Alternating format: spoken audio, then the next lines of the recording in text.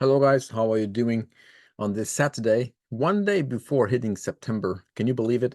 We're already into the September month of 2024. Time just goes by so quickly. And yeah, just a very quick Twitter update for you guys to enjoy your weekend.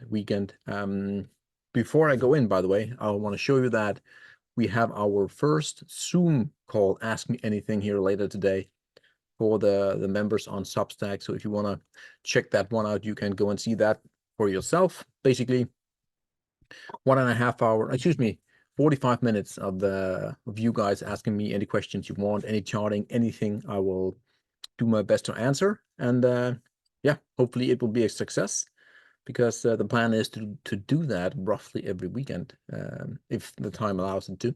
So a Twitter recap, guys, very briefly here.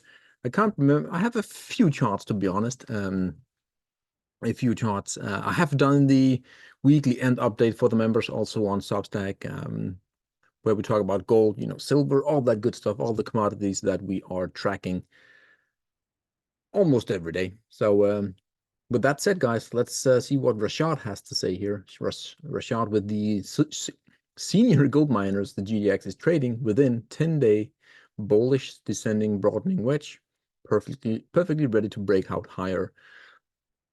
So yeah, this is a 10-day, a little bit of a broadening structure there, but anyways, this is always bullish when you have this massive, pole here and then a flag here. Does that mean that we're going to break? No, but again, the odds highly favor that breakout here. So August has really been a good month for gold miners. You can see here, basically starting from the lows, pole, and almost, very close to the high. So that monthly candlestick is a huge hammer if you can visualize that. So that's, again, gold miners looks incredible. Also, if you have, I think if I remember correctly, if you take the trend line from the top of 2020, it's basically, roughly around here. Just we are breaking out right here, right now from that 4-year trend line. So pretty cool, pretty cool. Baron investments here, multiple tests for the gold near that all-time high. So again, just this is a daily close, I would assume. And no, this is intraday. Okay, fair enough. But anyways, you can see here we are pounding on that 2,520, roughly 24 here. But this is 2022. So yeah, very close to that level. We're just pounding it here. And typically, again, the highest likelihood is, if you can see the low here, first pounds, second, third, and fourth, we will break. So we will probably break next week. We saw similar pattern, that 3-year inverted head and shoulders was roughly similar. And yeah, I'm assuming we're going to break to the upside. Again, it's all about, probabilities, and that one has definitely a higher favor than, coming down. It's all about the probabilities. So great here. Again, with a chart that he has been showing many times. I will not go through the entire text. He is a must follow, in my opinion. Long term, he has some great charting. So this is the URA. That's the uranium miners divided by the U.UN. So that's the spot, the physical uranium trust.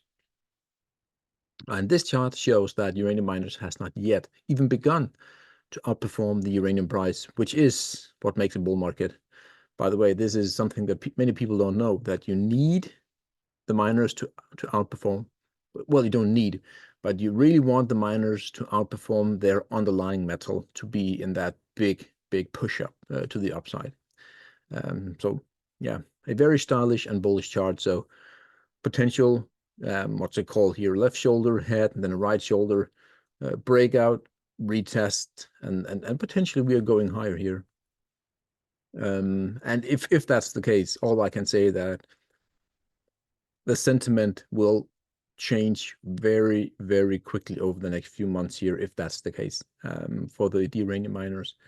And also, if the silver to gold ratio starts to confirm again its outperformance in favor of silver, this will go. No question about it, in my opinion. So Axel here with XOM. From his latest watch list, pending breakout, many energy names has bullish setup. So this is XOM, an oil maybe an oil and gas company, but at least oil for sure. And we have basically been trading. Look at this range here, trading sideways for like 2 years, anywhere between 100 and 120. You can just see the oscillation.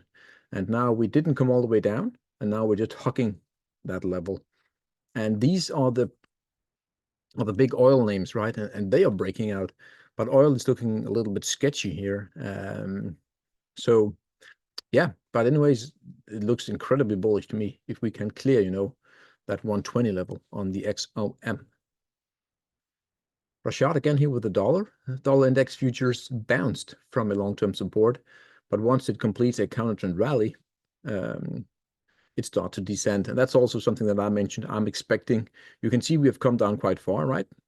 For like a few months here, coming from 106 to like 100 roughly.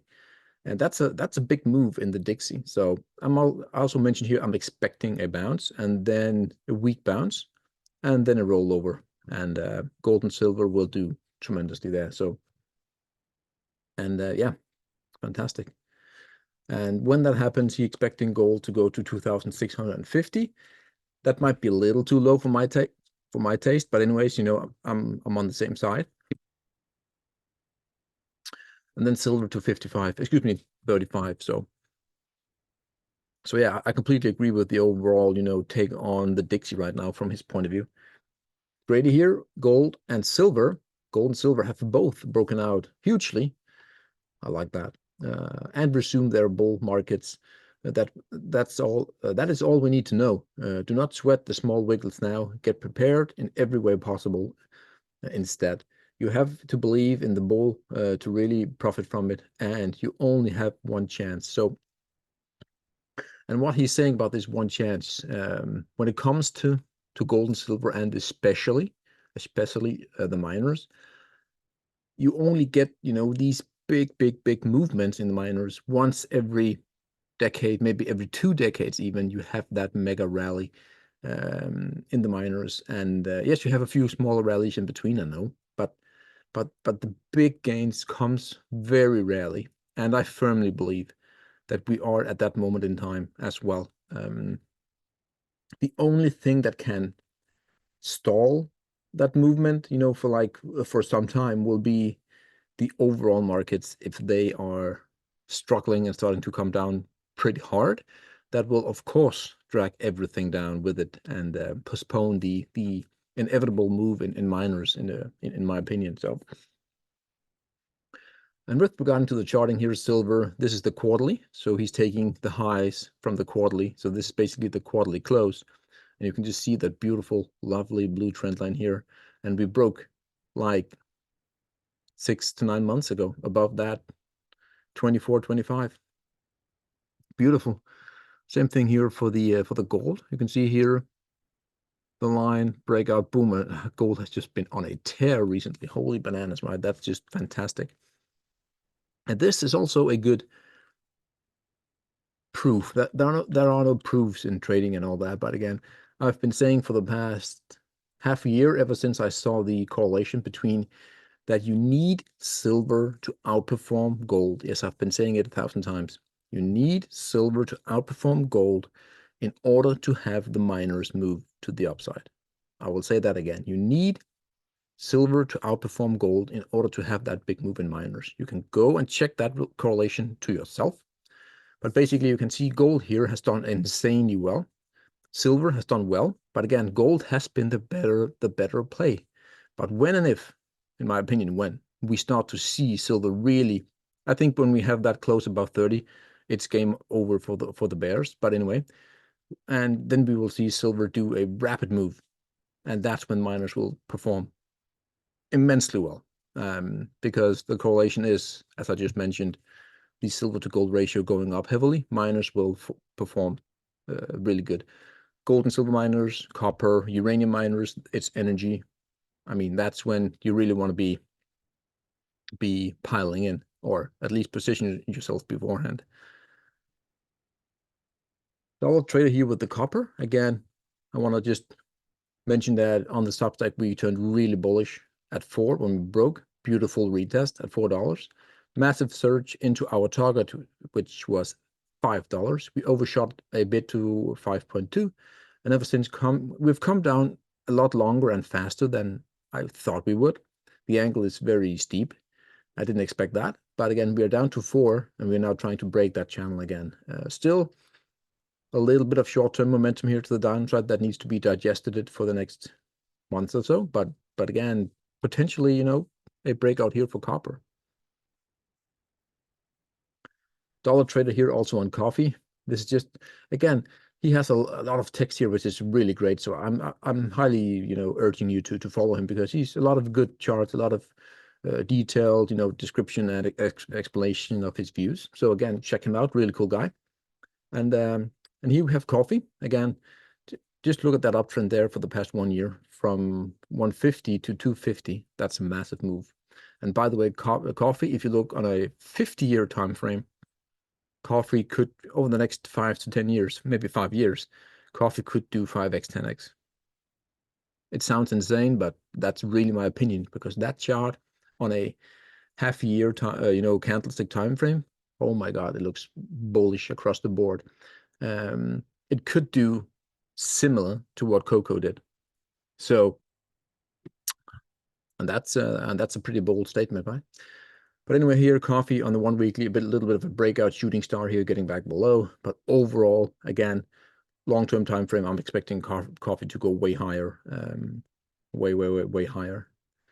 Bar chart here. This is probably well, not probably. This is the most important chart ratio in this case that you need to look at and understand. The market sniper, Francis Hunt, is really good at explaining why this is important, and it is important. It's really, really, really important. You know, the ordinary people have no idea what it is, but it is just again, the market sniper, Francis Hunt, will definitely let you know why this is important.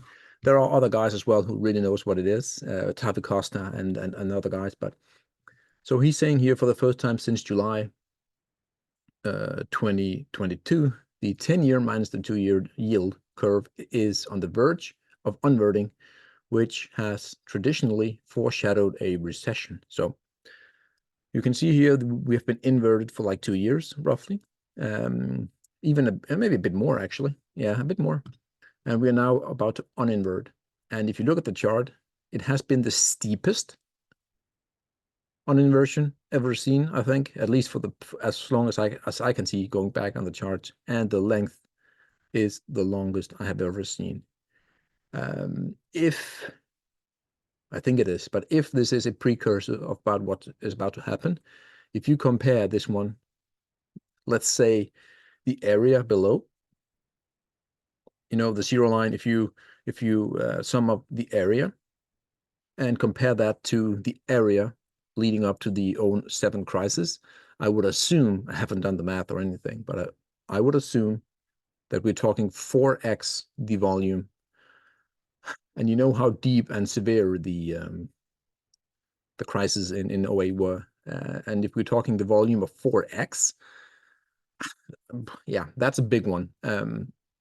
The only thing I will say that maybe we are going to have a recession, but the only difference now and then is that the bond market broke in 2020, just like the market sniper predicted it. Well, even he said that before anyone else. So the bond market is different now than it were for the past 50 years.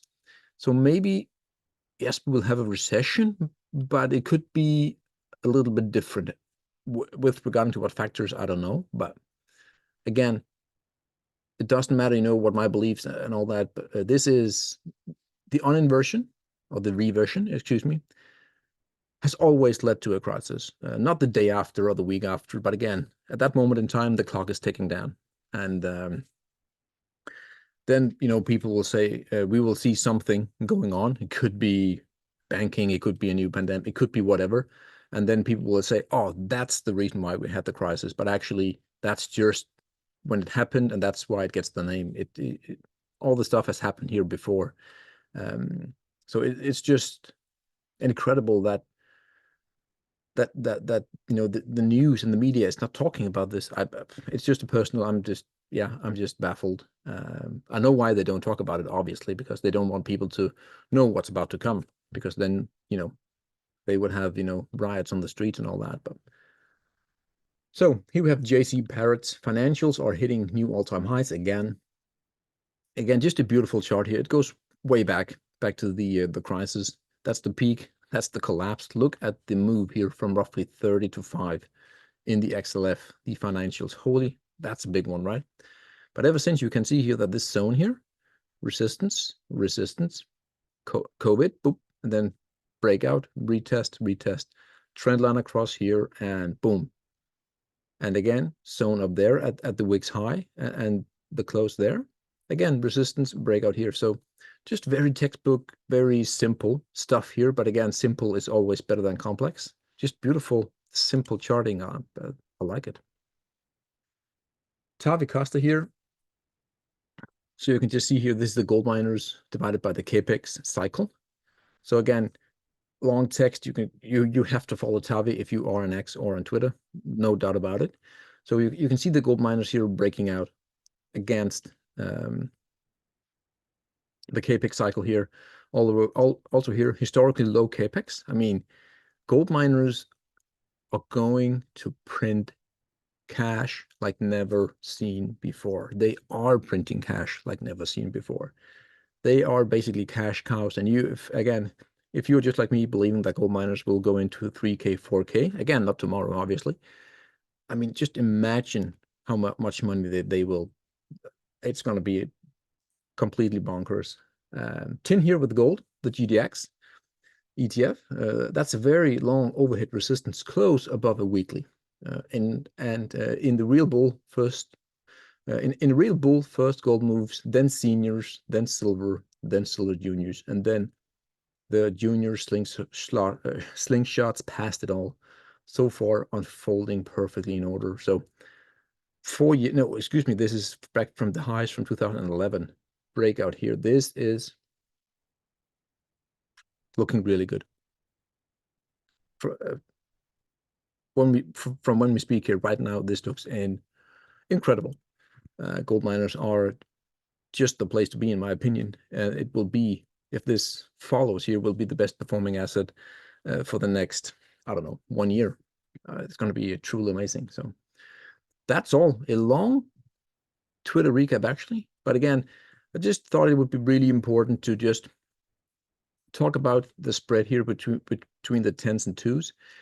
If you don't know what it is, or if this is the first time you hear it, you have to study this. You have to spend at least 5 hours, 10 hours, and even that's low, but you have to have an understanding about what this means. There are plenty of YouTube videos, articles, and whatever you can see. This is big, guys, and you have to understand what it is right here, right now, so you can protect yourself for whatever is coming, because it is coming. So a little bit of doom and gloom here at the end. Sorry, guys. Important. That's it, guys. Have an amazing day on YouTube and wherever you are. And remember the Zoom call here. If you want to participate, you have to get on the Substack and get the Zoom, and we can have a little chat, back and forth. It's going to be cozy. It's going to be cozy, and I will bring my coffee. Have a great day, guys. Cheers. Bye.